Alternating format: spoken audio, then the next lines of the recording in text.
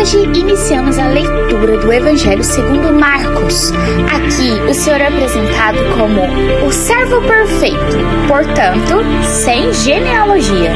Marcos e sua mãe, Maria, viviam em Jerusalém e a sua casa era utilizada como local de reunião para os primeiros cristãos.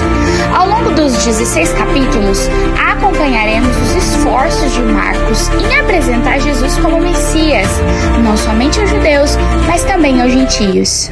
Eu sei que pode curá-lo.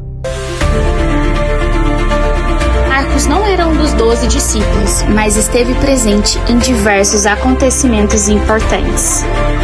Portanto, neste livro, poderemos conhecer melhor sobre vida, ministério, morte e ressurreição de Jesus.